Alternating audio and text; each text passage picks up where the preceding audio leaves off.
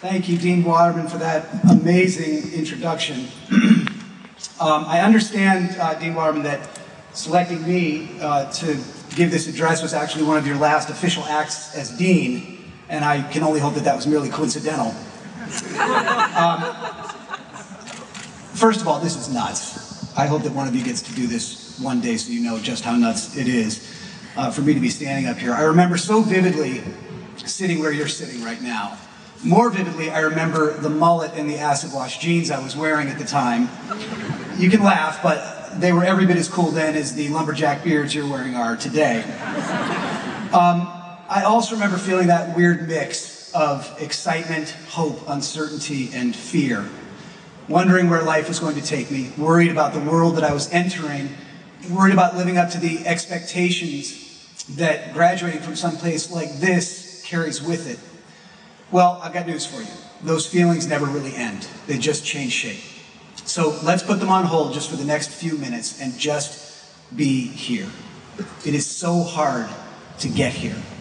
And I just want you to feel your moment. Let's also take a moment to acknowledge the people who helped you get here. Your family, your friends, your support system. Maybe they dug into their wallets. Maybe they dug into their hearts. Maybe they just believed in you. But none of us got here alone. So whomever it is that helped you get here today, let's hear it for them right now.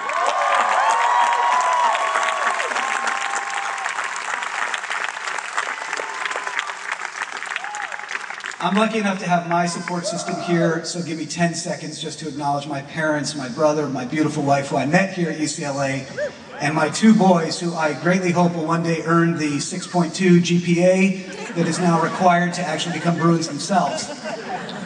I also hope that each of you had a professor or two who really believed in you and really invested in you. I did, and their names are Bill Brown and Tom Leeson, and I invited them here today so that I could thank them alongside of the professors who've made a difference in your lives. So let's hear it for the amazing teachers we've all been lucky to have here at UCLA.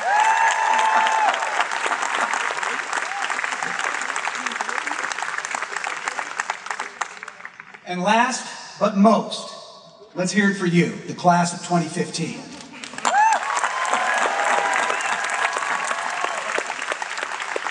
Congratulations. As graduates of the School of the Arts and Architecture, you have just earned the degree that makes you statistically the least likely people to ever be called upon to become leaders of anything of any scale ever, other than your own creative process. Right. Unfortunately, I'm not kidding. You're entering a world that has a deep-seated bias against the idea of creative people in positions of leadership.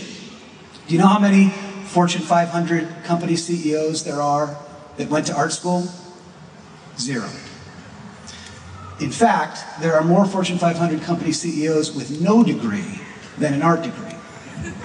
So it seems that my journey from the seat you're sitting in now is fairly unique.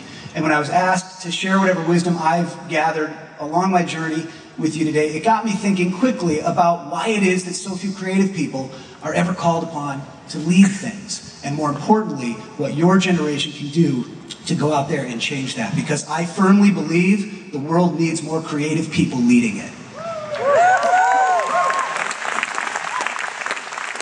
So I'll just share a few of my stories in the hopes that there are some universal truths in there that can be applied to any discipline. As Dean Waterman told you, I spent most of my career as a creative in advertising, which was a pretty straight line from the degree in graphic design that I earned here. But every once in a while, the world will throw a curveball at you. Mine came when I met a man named Bobby Kotick, the man who built Activision, who started recruiting me. At first, it was for the jobs you would expect, given my background, creative jobs, marketing jobs. I was very happy where I was, and I kept turning him down. Then one day he called me up and he said that he'd finally figured out how he was going to get me to come work for him. How, I said. And he said, "You're going to come be the CEO." And I said, "Okay, now you're just talking crazy." I told him, "Look, I know I have the letters CEO on my business card now, but let's be honest, being the CEO of an ad agency has more in common with being the RA of a dorm floor than being the CEO of a company the size of Activision." And what he said next really stuck with me. He said, "What you don't know, you can learn, and I can surround you with. What you do know is unique, and it's what the company needs." Now, that line not only convinced me, it also represents a fairly seismic shift from the way most companies think about creativity. Creativity is usually seen as something that you surround the leader with. But in a world where increasingly creativity and creative ideas and creative people, you, are the most valuable competitive advantages, why not reverse that structure with creativity at the center and organizational expertise surrounding it? So let's flash forward a few months to the day that I found out what Dean Waterman already mentioned, which is that Advertising Age magazine had named me one of the 10 most influential people in marketing, which sounded flattering until I actually clicked on the link. The blurb said that since so few creatives had ever been tapped for a CEO's job on this scale, that, and I quote, the Eric Hirshberg experiment was worth watching. The Eric Hirshberg experiment, that did not sound like a good thing. And that I actually realized that whenever I'd seen the words the and experiment with a noun wedged between them, it's usually a very bad thing. Half masochism, half curiosity, I plugged the and experiment into Google, and the first 3 results were the Stanford prison experiment, the Philadelphia experiment, and the Russian sleep deprivation experiment. Not the list you want your latest career choice to be on. So why is it seen as such an experiment? Why is it that when it comes time for a company to replace its CEO, every other department and discipline in the world are routinely considered? Operations, finance, sales, law. It's almost never a creative person who gets tapped on the shoulder. Why? Well, organizations look for people and processes that can provide efficiency, predictability, and control. And let's be honest, those are not the words that leap to mind when describing our creative processes, which are by nature inefficient, unpredictable, and out of control. Companies want to reduce risks. The creative process demands that we take risks. But the irony is, for anyone who hasn't gotten the memo on the 21st century and what it's about, perhaps the riskiest thing any organization can do is to not put creativity at the center of its strategy and culture.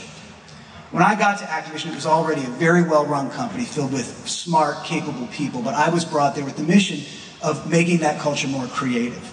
So in my first couple of days, I kept hearing this one phrase in almost every meeting: the take rate. What was the take rate? 32, ooh, good take rate. What was the take rate? 22, ooh, bad take rate. I had no idea what the take rate was, but I figured out quickly that it figured prominently into how this company made decisions. So I pulled someone aside and asked him what it was, and he told me that it was a research term that referred to how many people said they'd take it, meaning they'd buy the product. But the product doesn't exist, I said. So what are they responding to? Well, it turned out that the research team was reading people a paragraph to describe a video game.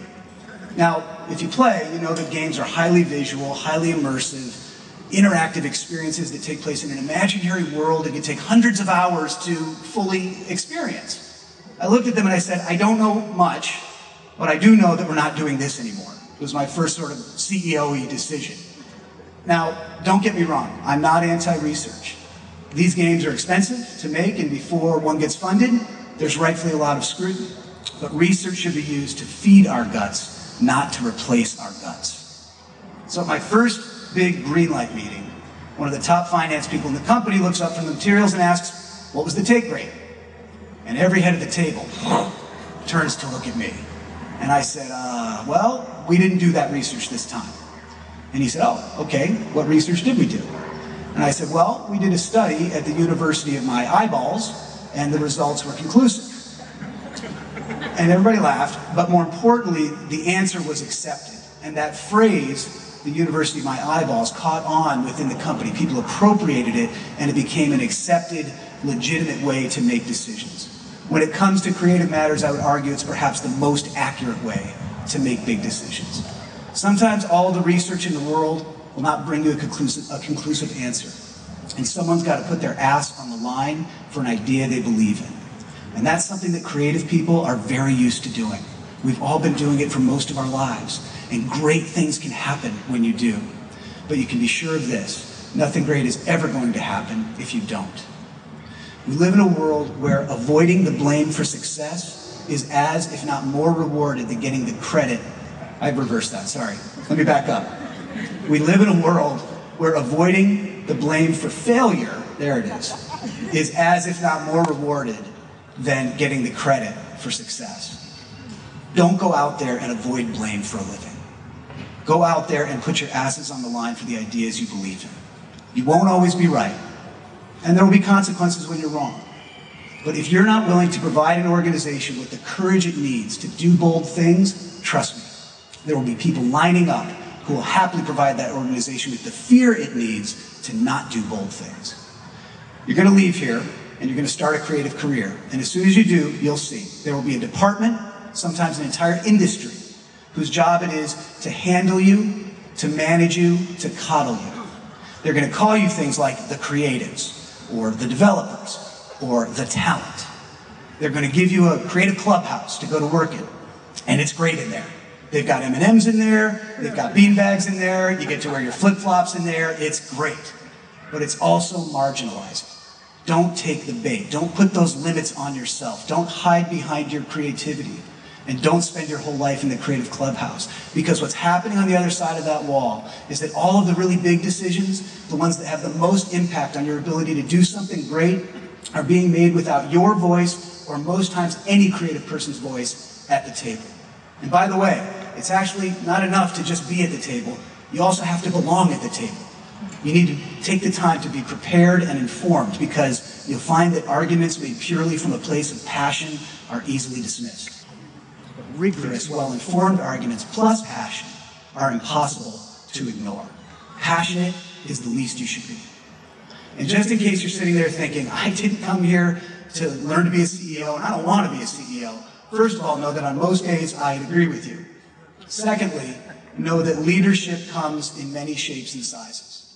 And whether you're part of a big company or a dance company or in your own studio, you're going to have to deal with other people who will have very different points of view than you do to make your art. Because no matter what you're going to do with your lives, someone needs to lead. Someone needs to lead the project, someone needs to lead the team, someone needs to lead the organization, someone needs to lead the world. And I want it to be you. And I'm here to tell you that it can and should be you. And trust me, there's no more unlikely candidate to be delivering this message to you than me. I grew up with the entire suite of creative ailments: dyslexia, learning disabilities, ADD. I am not some exception to the rule. I am you. If I can do it, anyone can. And we need you to. I started by telling you what the degrees you're earning here today make you unlikely candidates for, and what you can do to go out there and change that if you choose. But let me end by telling you what the degrees you're earning today make you the most likely candidates for. You are the ones who look at the problems and see the solutions. You're the ones who will stare at the blank page, canvas, screen, or stage and imagine what could be. You are the ones who will make those unexpected connections that lead to the breakthrough ideas that can change people's minds, or change an industry, or change the world. And in a world that is moving so fast, with problems that are so entrenched, those are the types of leaders that we need today more than ever. You've learned more than how to make things look pretty here. Whether you know it or not, you've learned how to lead. But if more creative people are going to lead, it's not just about changing the way the world thinks about creative people, but how creative people think about themselves. That's what it takes, or at least that's what it's taken for me. Remember, what you don't know, you can learn, and you can surround yourselves with. What you do know is unique, and it's what the world needs. Congratulations to the class of 2015. You are all officially graduates of both the UCLA School of the Arts and Architecture, and more importantly, the University of Your Eyeballs. Thank you.